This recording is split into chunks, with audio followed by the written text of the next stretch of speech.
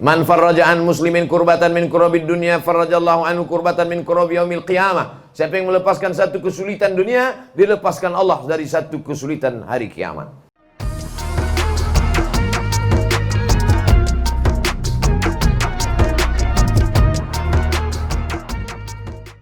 Bismillahirrahmanirrahim. Assalamualaikum warahmatullahi wabarakatuh.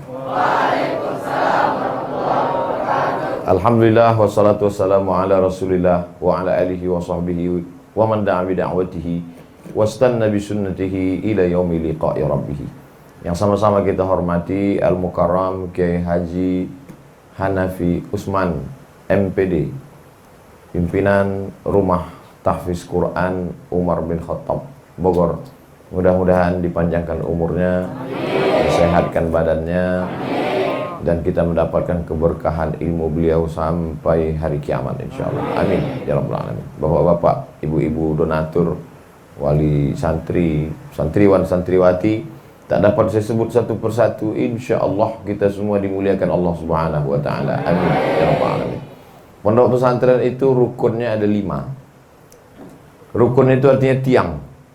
Rukun Islam ada 5, berarti tiang Islam ada 5. Sehebat apapun dinding, sehebat apapun atap, kalau tiangnya lapuk, maka bangunan itu akan tumbang. Lalu kemudian rukun yang 5 itu rukun pesantren. Macam-macam sekarang istilah dipakai. Ada yang dipakai dengan pondok pesantren, ada Islamic boarding school, ada namanya rumah Quran. Tapi sesungguhnya substansinya adalah sama, bahwa di sana lembaga pendidikan Islam yang pelajar-pelajarnya itu mondok, tidak pulang ke rumah. Maka ada 5 rukunnya. Rukun yang pertama ada kiainya. Orang di Turki menyebutnya ustaz. Di Aceh disebut tengku. Di Pulau Sumatera, di Riau disebut tuan guru. Di Jawa, benda-benda keramat yang dimuliakan, dihormati itu disebut dengan kiai. Maka dulu orang Jawa menyebut tombak, menyebut keris, itu kiai. Bahkan lembu sapi berwarna putih pun itu dipanggil kiai. Kerbau yang warnanya putih itu disebut Kiai Slamet namanya. Makanya kalau ada kiai nggak bisa baca kitab, namanya Kiai Slamet. Tapi setelah Islam datang, penyebutan nama kiai itu beralih dari benda-benda keramat kepada orang-orang yang mulia. Kiai dimuliakan, dihormati. Lalu kemudian ada yang lebih tinggi daripada kiai, namanya sunan. Maka kita mengenang ada Sunan Gunung Jati, Sunan Kalijogo. Sunan diambil dari kata susunan. Kalau ketemu dengan dia, tangan kita disusun, susunan. Zaman dulu yang tangan bersusun-susun itu kalau ketemu sunan. Sekarang ketemu siapapun tangan disusun karena corona. Orang takut bersalaman. Nah, jadi yang pertama itu ada kiainya. Alhamdulillah kiai kita ada. Kiai Haji Hanafi Usman MPD. MPD itu Master Pendidikan. Masalah mendidik anak-anak yang tak pandai baca Quran sampai bisa ngapal Quran, itu ada di Rumah Tahfiz Quran Umar bin Khattab Bogor. Daftarkan anak Anda sebelum pendaftaran tutup pada tanggal berikut ini. 2 tahun yang lalu itu ada Pak Bupati hadir. Bupati mana tuh Ustaz? Aceh Tengah. Berarti Aceh Tengah. Anak yang paling cepat menghafal Quran waktu itu anak 6 bulan 15 hari hafal Quran. Itu luar biasa. Jadi kiai itu dulu pernah kami buat seminar internasional tentang pendidikan Islam di Indonesia di Maroko. Pesertanya waktu itu PPI, Persatuan Pelajar Indonesia dari seluruh dunia. Dari Prancis pun hadir. Waktu itu Macron belum jadi presiden lagi. Lalu kemudian ditanyalah kepada narasumber, Pak Kiai, apa beda Kiai zaman dulu sama Kiai zaman sekarang? Dijawablah sama Kiai Haji Mustafa Bisri. Kata beliau, kiai zaman dulu itu dia lebih dulu bangun daripada santrinya. Jadi kiai lebih dulu bangun, baru santrinya bangun. Dan santri lebih dulu tidur, baru kiainya. Dulu begitu. Kiai zaman sekarang Dia tidak pernah tahu karena rumah dia jauh dari pesantren. Tiba-tiba awal bulan dia datang, siapa yang belum bayar uang sekolah? Itu kata Kiai dulu, kata Kiai Haji Mustafa Bisri. Tapi itu tidak terjadi di rumah Quran Umar bin Khattab. Kenapa? Karena di sini orang tidak ditanya kapan bayar uang sekolah, karena sekolahnya gratis. Jadi yang masih ada kiai yang diceritakan seperti kiai zaman dulu itu adanya di rumah Quran Umar bin Khattab. Anda ingin melihat kiai yang zaman dulu, datanglah kemari. Casingnya seperti kiai zaman sekarang, tapi signalnya macam kiai zaman dulu. Kiai lebih dulu terbangun jaga. Jadi kalau santrinya bangun jam 3 untuk tahajud, kiainya bangun jam 2. Kalau santrinya tidur jam 10, maka kiainya tidur jam 12. Dia mengontrol kamar ke kamar, apakah santri. Beda sama guru di sekolah. Guru di sekolah hanya dari jam 8 pagi sampai jam 4 sore.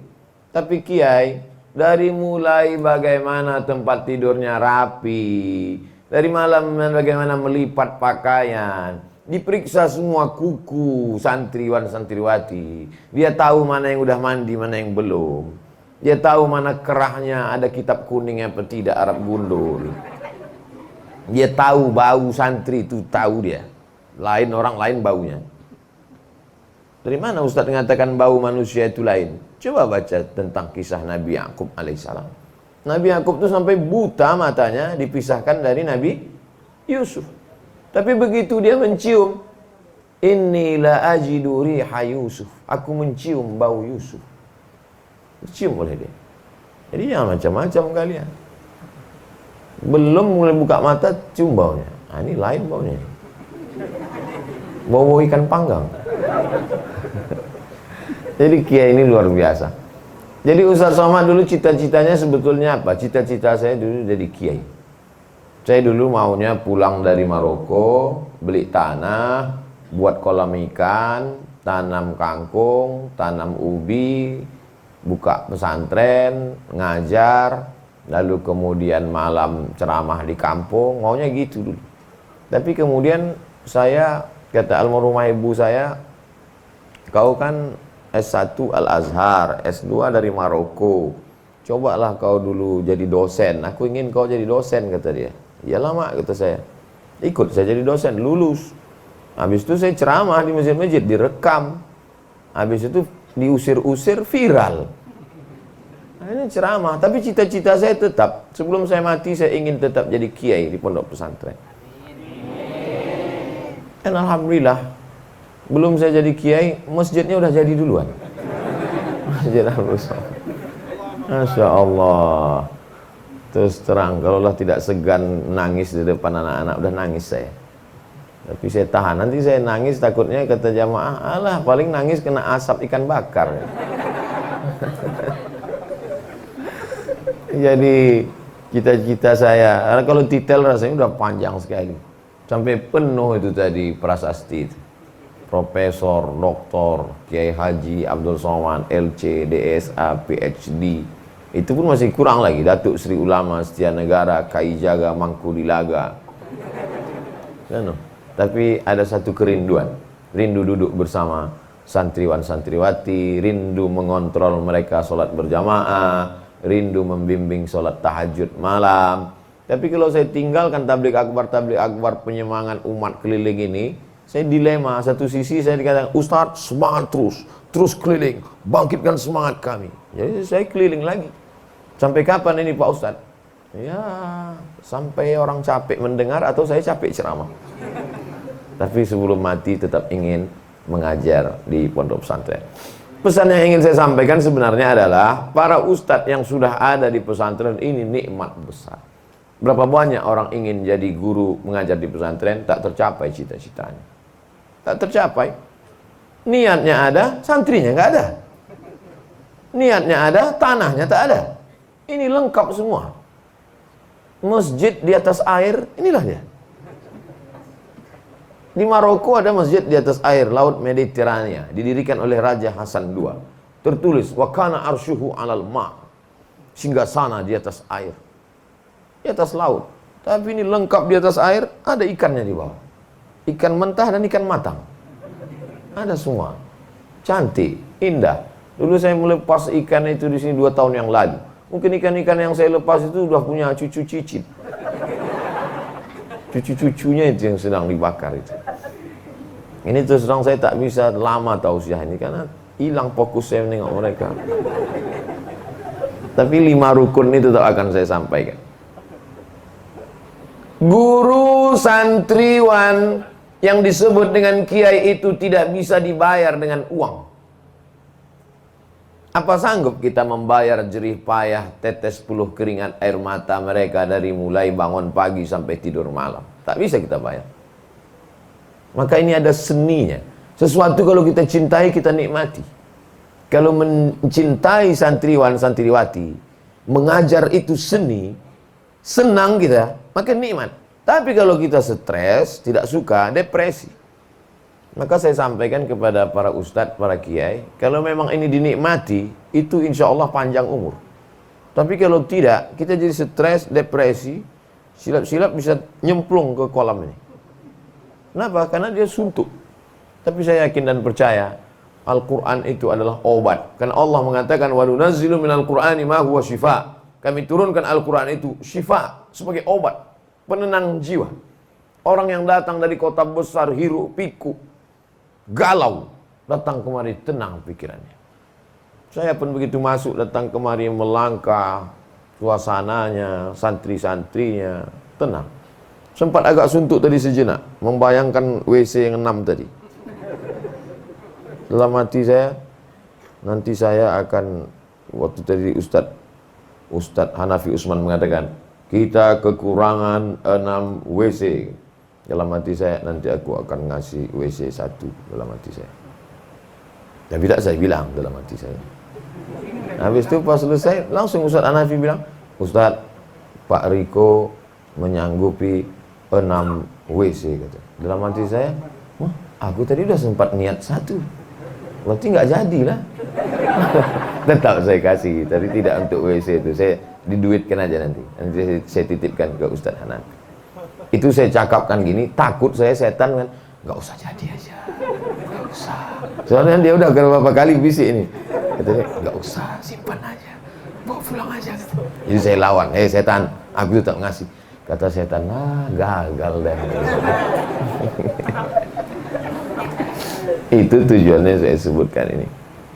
Jadi berbahagialah para ustadz. Santriwan santriwati ini nanti akan menjadi gubernur, akan menjadi bupati, akan menjadi tentara, akan menjadi arsitek, akan menjadi pengacara. Tidak ada pun satu pun yang jadi ustadz. Karena mereka adalah bupati yang ustadz, pengacara yang ustadz, hakim yang ustadz, polisi yang ustadz, dan tentara yang ustadz. Itu bedanya. Di tempat lain dicetak menjadi ustadz, sini tidak. Dari mana ustadz tahu? Mereka udah pakai dasi dari sekarang. Diplomat sudah siap ditempatkan di seluruh dunia. Ada yang di kutub utara, balik jadi es batu. Tapi mereka luar biasa, Al-Quran di kepalanya. Begitu disuruh ceramah, arigato, saya bahasa Jepangnya yang ingat saya cuman itu aja, arigato. Oh, ada satu lagi, perempuan hamil mandi di tepi pantai, kukira kura-kura.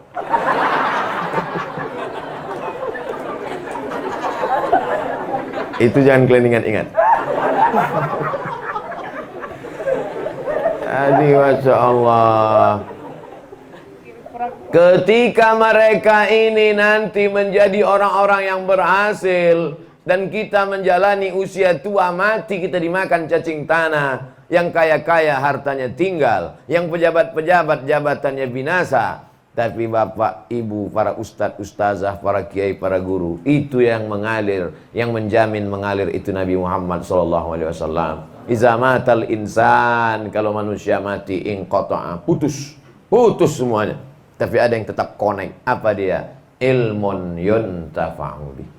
Maka ikhlaslah karena Allah Subhanahu wa ta'ala. Saya tidak ragu sedikit pun, para ustadz ustazah ini orang-orang ikhlas.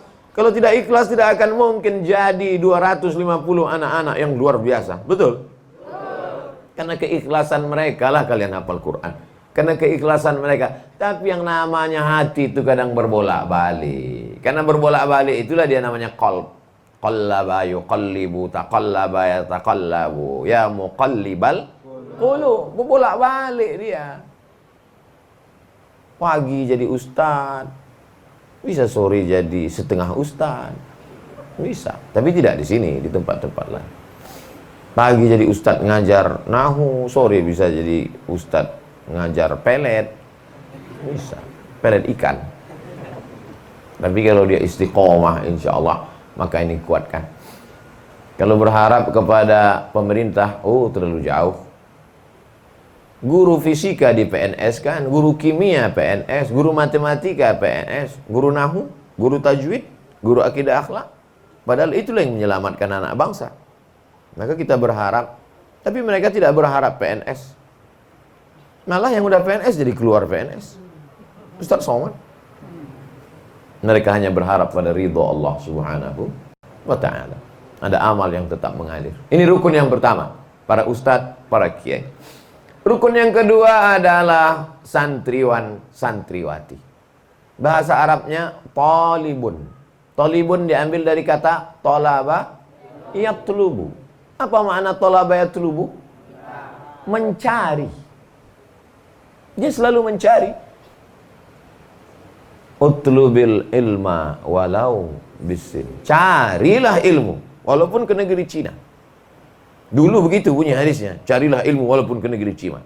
Sekarang nggak perlu lagi ke Cina, karena Cina udah datang ke sini. Ilmu dagangnya, ilmu bisnisnya, ilmu interaksi sosialnya. Tapi ada yang menyebutkan mengapa disebut Cina, karena Cina negeri yang paling jauh dari kota Makkah waktu itu. Ada Romawi dekat, ada Persia dekat dari Makkah, tapi Cina jauh. Tapi ada juga yang menyebut karena memang di sana peradaban yang luar biasa. Tapi makna tolabat lubu adalah mencari. Mencari nahu, mencari saraf, mencari mantik, mencari ma'ani, mencari balaghah. Tapi juga di samping itu dia mencari fisika, kimia, bahasa Inggris, matematika. Bahkan di rumah Quran Umar bin Khattab tidak hanya bahasa Inggris, bahasa Jepang. Jepang yang paling kejam, sehebat-hebatnya, sedahsyat-dahsyatnya Belanda 350 tahun, lebih kejam lagi Jepang. Saya benci betul dengan Jepang. Sampai saya injak dia. Itulah dia jadi sendal Jepang. Tiba-tiba bahasa Jepang dipelajari di rumah Quran ini. Kenapa dipelajari? Kita kalau benci sama orang, kita benci pada bahasanya. Rupanya santriwan santriwati rumah Quran Umar bin Khattab, dia punya pandangan yang lain. Kalau benci dengan Jepang, dia mau buat Jepang itu bersyahadat asyhadu an la ilaha illallah. Maka yang nanti muncul apa namanya? Yamaha Syariah, Honda Syariah, Mitsubishi Syariah. Disunatnya semua Yamaha, Mitsubishi, Toyota itu sunatnya semua. Jadi lain cara dia. Man arafa lughata qaumin amina makrahum. Siapa yang paham bahasa suatu negeri, maka dia akan aman dari tipu daya, tipu muslihat negeri tersebut. Yahudi paling jahat, Yahudi paling luar biasa, membunuh nabi-nabi. Yuzab kullama ja'akum rasulun bima la tahwa anfusukum mustakbartum fa fariqun fakadzabtum wa fariqun taqtulun. Kalau kamu datang terhadap suatu negeri, lalu kemudian nabi-nabi datang kepada mereka tak sesuai dengan hawa nafsu mereka, maka sekelompok nabi-nabi itu mereka bunuh, sekelompoknya lagi mereka sakiti. Begitulah hebatnya Yahudi. Tapi Nabi menugaskan sahabat untuk belajar bahasa Yahudi. Nama sahabat itu Zaid bin Thabit. Ta'allamtuhu wa hadaqatuhu. Aku belajar bahasa Yahudi itu, wa hadaqatuhu, dan aku faham sefaham-fahamnya. Berapa lama dia belajar bahasa Yahudi? Nisfa syahrin, setengah bulan. Setengah bulan dia belajar bahasa Yahudi. Begitu cerdasnya dia. Ananda sekalian yang sudah belajar bahasa Inggris, tadi sudah saya dengar bahasa Inggrisnya mantap, bahasa Jepangnya mantap, bahasa Sundanya, apalagi kumaha atuh damang. Maka insya Allah ini menjadi alat berbahasa. Pakaiannya sudah bersih, pakai dasi, pakai sorban, pakai peci, penampilannya sudah, gizinya pula sehat, lengkap semuanya, makanannya lengkap, olahraga lengkap, Kita disuruh alimu auladakum as-sibahah war rimayah. Ajarkan anak-anak kamu berenang dan memanah. Memanah di sini bebas, semua bisa dipanah burung-burung. Berenang pun tinggal habis keluar assalamualaikum warahmatullahi wabarakatuh, berenang langsung bawah. Sehat-sehat fisiknya semua. Di luar sana anak-anak merokok, cabut dari sekolah merokok, pakai lem kambing. Yang level SD lem kambing, yang SMP ganja, yang SMA sabu-sabu, yang kuliah sakau, S2 mati.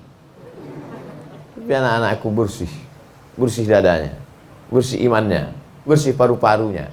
Maka beruntunglah kalian menjadi santriwan, santriwati rumah Quran. Insya Allah semuanya menjadi penghafal Quran 30 juz. Apa ya jadi penghafal Quran? Paling-paling nanti jadi imam sholat tarawih. Ini pengetahuan yang tidak diupdate. Paling banyak dapat beasiswa Fakultas Kedokteran Universitas Islam UII, Universitas Islam Indonesia Yogyakarta. Paling banyak dapat beasiswa Fakultas Kedokteran adalah penghafal Quran.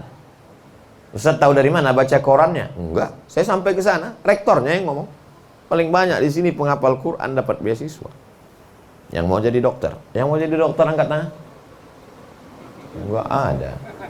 Mereka malu, mereka tawadu. Bagi mereka cukup dalam hati, guys.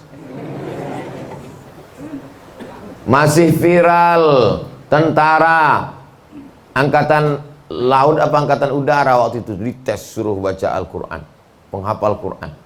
Datang SMS ke tim UAS. Pembukaan khusus penerimaan tentara penghafal Quran. Maka generasi ke depan adalah generasi Qurani. Kalian bisa pilih cita-cita mau apa. Bahwa ada di antara kalian yang pergi ke Mesir, ke Al-Azhar, biasa. Memang dari dulu anak pesantren ke Azhar. Ada yang pergi ke Madinah, biasa. Tapi saya ingin kalian adalah orang-orang yang luar biasa. Spesialis otak, Al-Hafiz, penghafal Quran. Bangga apa tak bangga?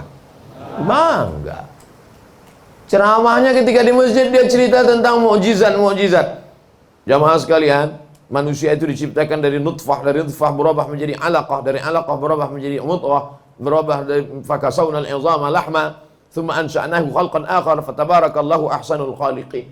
Betapa bangganya umat ini menjelaskan tentang proses penciptaan manusia dari sperma berubah menjadi darah, berubah menjadi daging, menjadi tulang, tulang dibalut daging, menjadi manusia. Yang menjelaskan adalah orang hafal Quran dan dia adalah seorang dokter. Masuk akal apa tak masuk akal? Masuk akal. Coba kalau Abdul Somad yang menjelaskan itu, orang bingung semua. Betul apa enggak ini? Ngerti enggak dia masalah kedokteran? Man takallama fi ghairi fannihi ata bil ajaib. Siapa yang bicara bukan pada bidangnya, ngomongnya ajaib-ajaib. Aneh-aneh. Dokter pun bingung.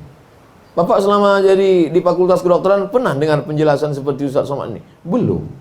Ini dapatnya dari mana nih? Google. Maka keyakinan orang bertambah. Kalau kalian menjadi orang-orang hebat, menjadi hakim, menjadi jaksa, menjadi pengacara, maka kalian bisa membela umat yang tertindas, yang tak punya uang untuk membayar pengacara karena tanahnya diambil oleh penguasa, perusahaan, dan lain sebagainya. Siap menjadi penguasa? Siap menjadi pengacara? Siap menjadi dokter? Siap menjadi polisi? Siap menjadi tentara? Takbir!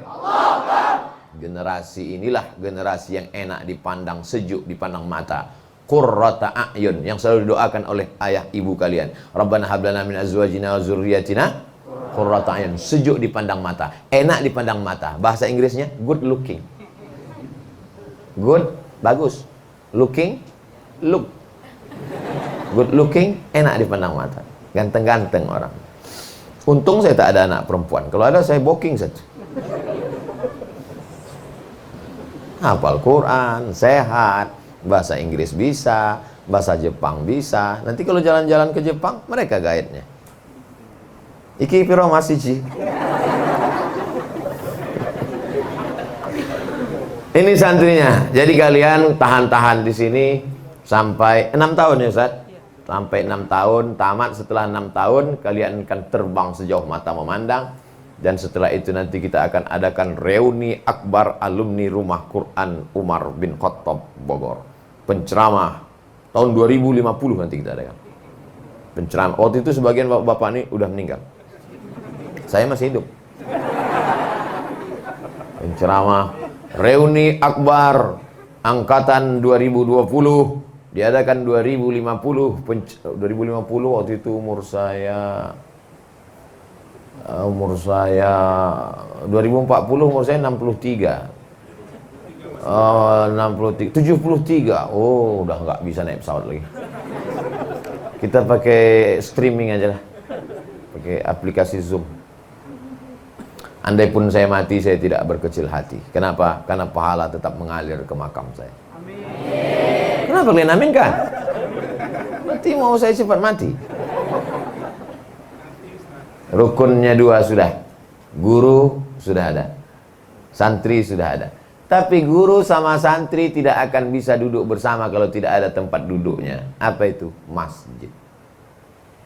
Maka dulu santri sama ini rumah kiai, ini masjid, itu selalu berseberangan. Coba pergi ke Gontor Darussalam, ini masjid, ini rumah kiai. Rata-rata susunannya begitu. Kenapa? Karena memang disitulah dia kiai menjadi magnet. Magnet itu kalau diletakkan maka semua besi-besi yang ada di sekeliling menarik dia. Di mana ada gula, di situ ada semut. Dan mereka selalu mengkaji di masjid. Dulu kelas tidak ada. Sebelum ada Belanda datang, itu makanya disebut dengan santri sorogan. Duduk. Orang Arab menyebutnya halakoh. Halakoh artinya lingkaran. Kiai duduk, lalu santri berkeliling, baca kitab kuning. Lalu kemudian mulai pakai kelas-kelas. Terserah mau pakai kelas, mau pakai saung. Dan sekarang orang mulai bosan pakai kelas, terkungkung pikirannya sempit. Maka muncullah apa yang disebut dengan sekolah alam. Sekolah di bawah pohon kayu, sekolah di saung, sekolah tidak lagi terikat pada kelas. Dan inilah yang diajarkan Nabi Muhammad SAW. Nabi tak ada ngajar pakai kelas. Nabi sholat, Nabi duduk di Masjid Nabawi dikelilingi oleh para sahabat.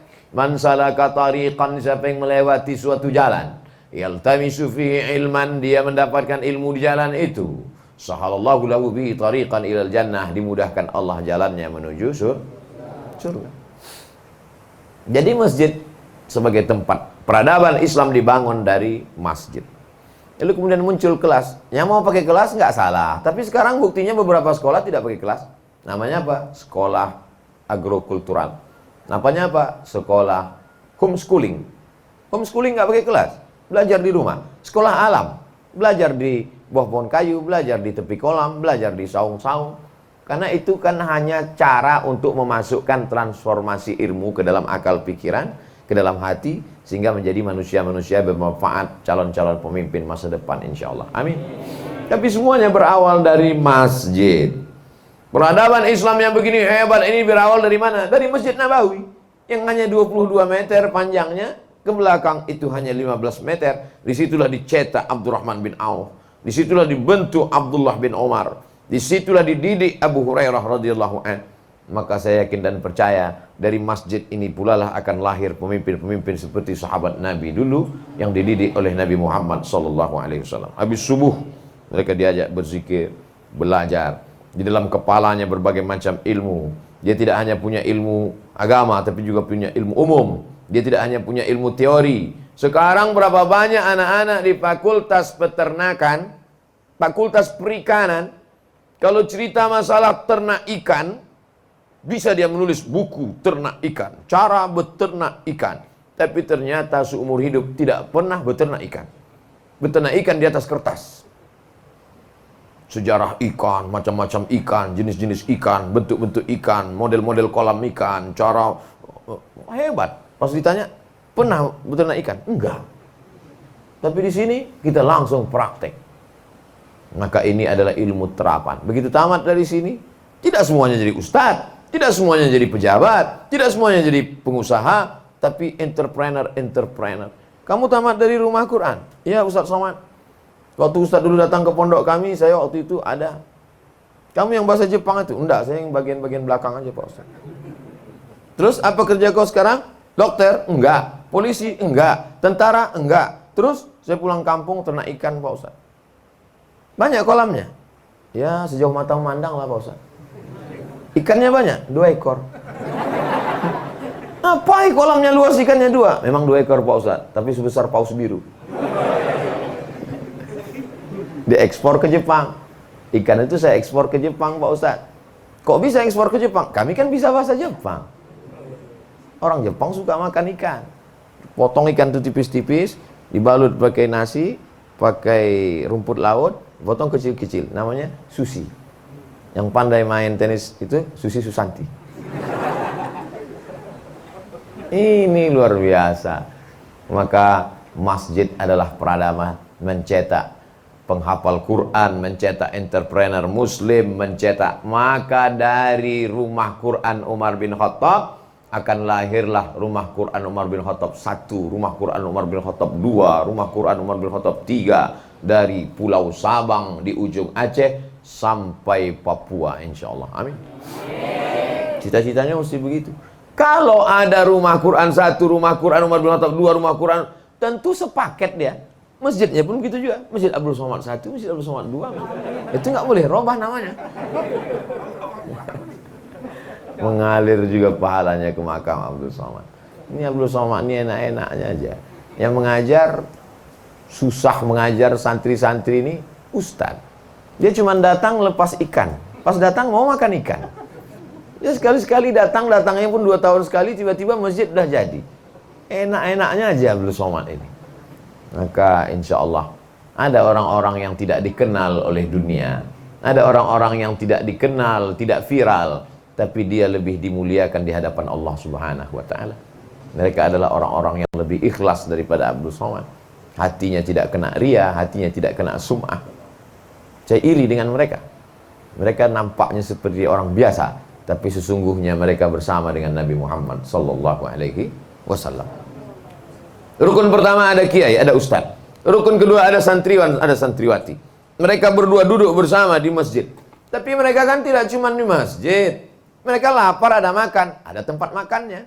Habis makan, ada tempat nya. Itulah yang tadi yang masa santrinya 250, WC-nya 6. Ngantrinya mana ceritanya, bisa-bisa keluar dari atas dia. Nah, alhamdulillah ada hamba Allah yang luar biasa. Man yassara an mu'sirin yassarallahu anhu yaumal qiyamah. Siapa yang memudahkan kesulitan orang beriman, dimudahkan Allah pula urusannya pada hari kiamat. Man farraja an muslimin kurbatan min kurabid dunya farrajallahu anhu kurbatan min kurabi yaumil qiyamah. Siapa yang melepaskan satu kesulitan dunia, dilepaskan Allah dari satu kesulitan hari kiamat. Kesulitan padang mahsyar, kesulitan titian siratal mustaqim, kesulitan timbang amal hisab, kesulitan hari kiamat mudah bagi dia karena sudah memudahkan urusan orang. Tidak ada urusan yang paling sulit di atas dunia ini melebihi kesulitan kebelet. Pernah merasakannya? Secantik-cantiknya artis kalau sudah kebelet gimana bentuk wajahnya? Macam jeruk purut dipijak gajah. Biru mukanya. Jangan bayangkan. Tiba-tiba datang WC, sekali datang 6. Ini banyak orang yang logika berpikirnya sekarang ini kacau. Man bana masjidan banallah mislahu baitan fil jannah. Siapa yang bangun masjid, dibangunkan istana di surga. Itulah makanya saya nggak mau ngasih WC Pak Ustaz. Kenapa? Kalau saya bangun masjid, saya dapat istana di surga. Kalau saya bangun WC, masa dapat WC di surga? Inilah orang berpikirnya nggak begitu. Di surga itu nggak ada WC. Karena di surga orang nggak ada buang air besar, nggak ada buang air kecil. Mana bisa? Gimana orang makan minum nggak buang air besar, nggak buang air kecil? Bayi dalam perut. Bayi di dalam makan minum dia. Tapi nggak ada bayi buang air besar, buang air kecil. Untuk memahami bayi dalam janin, dalam perut aja kamu nggak bisa, apalagi dalam surga. Surga itu mala a'yunun ra'at, wala udhunun sami'at, wala khatara ala qalbi bashar. Tak pernah terlintas di dalam pikiran, tak pernah dilihat mata, tak pernah terdengar telinga. Itulah surga. Jadi jangan nanti dikatakan, alah bapak itu kemarin buat WC, paling-paling di surga dapat WC. Nggak begitu logika berpikirnya. Sudah memudahkan segala urusan santriwan-santriwati, dan WC itu akan dipakai sampai hari kiamat insya Allah. Tulis itu nanti, WC ini dipakai sampai hari kiamat. Rukun yang keempat, Di sana ada yang dipelajari. Apa dia? Kitab kuning. Dulu disebut kitab itu kuning karena percetakannya di Surabaya pakai kertas dari ubi kayu, diolah, dicampur jadi kertas kuning. Sampai di Kairo, santri-santri ini belajar di Al-Azhar, kitabnya putih. Terus ditanya sama orang tuanya, kamu di Azhar belajar kitab kuning? Putih, Mak. Kertas di Mesir putih. Kertas itu dari mana? Dari tempat kita. Pokok kayunya di mana? Di tempat kita. Diolah dalam bentuk pulp and paper. Pulp, bubur. Kertas itu diolah, kayu-kayu itu dimasak jadi bubur. Kayu kan hitam, Pak Ustadz. Kok bisa jadi putih? Getah hitamnya dihilangkan dengan batu kapur. Batu kapurnya juga dari tempat kita. Kertas-kertas yang mahal diekspor keluar. Yang kuning tetap dipakai tempat kita. Makanya buku-buku Abdul Somad warnanya kuning. Kenapa dicetak pakai kertas kuning? Murah. Yang putih, yang cantik diekspor. Lalu kemudian bacalah kitab kuning. Walaupun nanti warnanya putih, maka membaca kitab kuning. Kitab kuning itu tidak ada dalam bahasa lain. Itu hanya ada dalam bahasa Arab. Bahasa Arab lah yang ada baris atas, baris bawah. Bahasa Indonesia nggak ada. Bahasa Inggris tak ada. I see Muhammadan. This is Muhammadun. I am walking with Muhammadin. Ada? Tak ada. Bahasa Jepang ada? Ada bahasa Jepang? Baris atas, baris bawah, baris depan ada? Tak ada. Itu hanya ada dalam bahasa Arab. Hadza Muhammadun. Ra'aitu Muhammadan. Marartu bi Muhammadin. Ashhadu anna Muhammadan. Ashhadu anna Muhammadan Rasulullah. Kenapa Muhammadan? Karena isim inna. Asalnya Muhammadun. Begitu datang inna, ashhadu anna Muhammadan. Abdul Somad. Kalau dipanggil ya abda, jadi munada. Itu hanya ada dalam bahasa Arab. Dan itu yang dipahami. Itu bukan asal-asalan membarisinya. Dan imam kalau tidak jelas dia baris atas, baris bawah, dia bisa kacau. Makmumnya kritik, imamnya bingung. Inna anzalnahu fi lailatul wa ma adraka ma lailatul. Bingung nih, lailatul apa lailatul ya? Tapi kalau dia yakin nahunya mantap, semua makmum mengkritik, sekali lailatul tetap lailatul. Inna anzalnahu fi bingung. Kalau ada huruf jar sampai mati tetap baris bawah kasroh. Inna anzalnahu fi lailatul qadr. Wa ma adraka ma lailatul. Kenapa ragu? Jangan nanti karena bingung biar apa? Wa ma adraka ma lailat. Disukunkan semuanya. Baca kitab sukun semuanya. Gak bisa begitu. Nah ini kitab kuning ini. Kenapa kita mesti belajar kitab kuning? Karena bahasa Arab. Qurannya bahasa Arab. Hadisnya bahasa Arab. Fikih bahasa Arab. Kan udah ada terjemah Pak Ustadz. Lain bahasa terjemah. Anak-anakku nanti akan menerjemahkan buku-buku ini insyaAllah. Amin. Sampai hari ini tidak ada orang sholat pakai bahasa Indonesia. Walaupun kalian hebat bahasa Inggris, tak ada. Rabbil firli, please forgive me. Warhamni, bless me. Tak ada. Inna sholati, my praying. Wa mahyaya, my life. Wa mamati, my die. Lillahi ta'ala, for you, oh my God. Nggak ada itu. Kita tetap pakai bahasa Arab. Kalau ada orang sholat tidak pakai bahasa Arab, sholatnya batal. Maka bahasa Arab ini kalian akan sampaikan. Ini penting. Adapun bahasa Inggris, bahasa tak perlu Ustadz Somad suruh kami belajar bahasa Inggris, bahasa Jepang. Kami sudah mempraktekkannya dan kami sudah mendengarnya secara nyata dan kami sudah melihatnya secara nyata. Pas terjemahan Quran bahasa Jepang tadi, tak bisa kami menahan senyum. Senyum sedikit.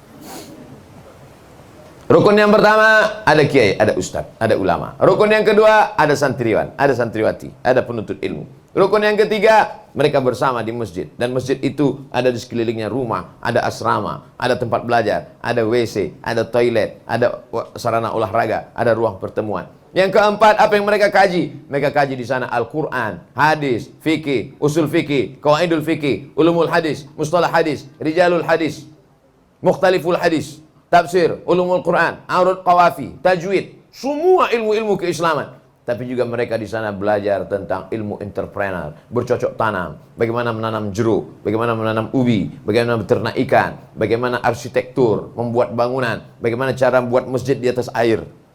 Nah, itu semua dipelajari semua. Lalu kemudian yang terakhir adalah di antara rukun pesantren itu tidak bisa dilepaskan. Mereka punya ilmu bagaimana berkomunikasi, interaksi sosial yang baik. Sayang kepada anak bukan diletakkan di rumah, dikasih kamar, di kamar itu ada TV-nya, di kamar itu ada bioskopnya, dikasih mobil, dikasih motor. Bukan. Sayang kepada anak dilepas dia ke pondok pesantren supaya dia bisa berinteraksi sosial dengan orang lain.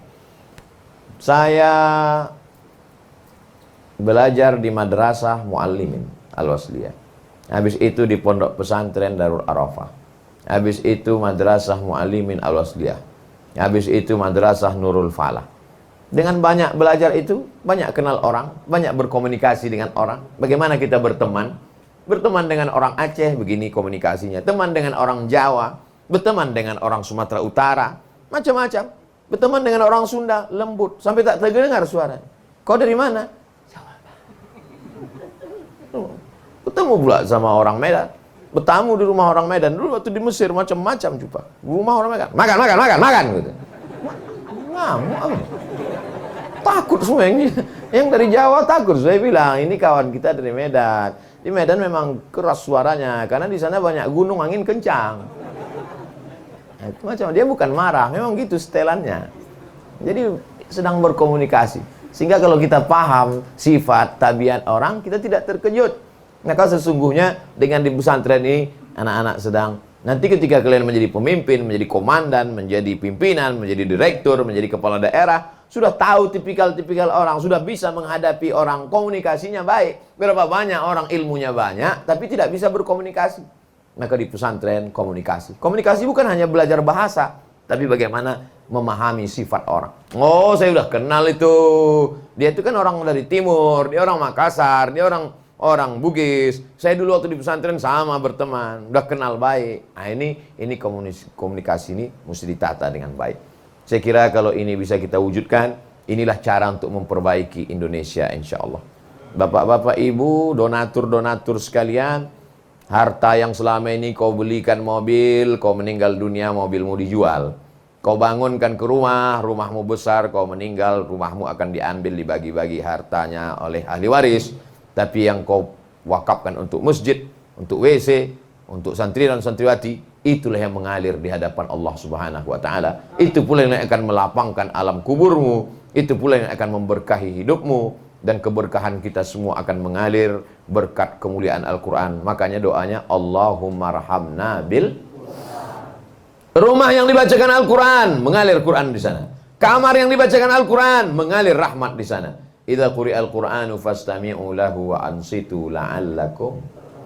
Allahumma arhamna bil Qur'an waj'alhu lana imaman wa nuran wa hudan wa rahmah. Allahumma dhakkirna minhu ma nasina wa 'allimna minhu ma jahilna warzuqna tilawatahu ana al-laili wa atrafan nahar waj'alhu lana hujjatan ya rabbal alamin. Waj'alhu lana hujjatan. Jadilah Al-Quran itu sebagai pembela kami nanti pada saat tak ada yang bisa membela. Yauma yafirrul mar'u min akhihi, saudara kandung tak bisa membela. Wa ummihi, emak kandung tak bisa membela. Wa abi, ayah kandung tak bisa membela. Tapi ada yang membela kita nanti di sana adalah Al-Quran. Kalian adalah anak-anak yang akan memasangkan tajun minan nur, mahkota dari cahaya di atas kepala. Kalau kau menghafal Quran, bagus. Tak bisa hafal Quran, anakmu hafal Quran. Saya nih Pak Ustaz nggak bisa baca Quran, nggak bisa lihat Quran, nggak bisa ngapal Quran. Asal melihat Quran, meleleh air mata saya. Kenapa? Minus. Kacamata tebal. Asal ditengok itu bersatu titik ya, titik ba, titik nun, titik ta, titik sa. Maka ketika dia tidak bisa membaca Quran, tidak bisa melihat Quran, dibalaskannya sakit hatinya. Anak-anak bangsa ini mesti hafal Quran. Maka saya berikan beasiswa full. Begitu cara pikirnya. Sekarang banyak orang, saya nggak bisa baca Quran Pak Ustaz. Maka anak-anak saya mesti lebih bodoh daripada saya. Nauzubillah. Kita balaskan sakit hati kita.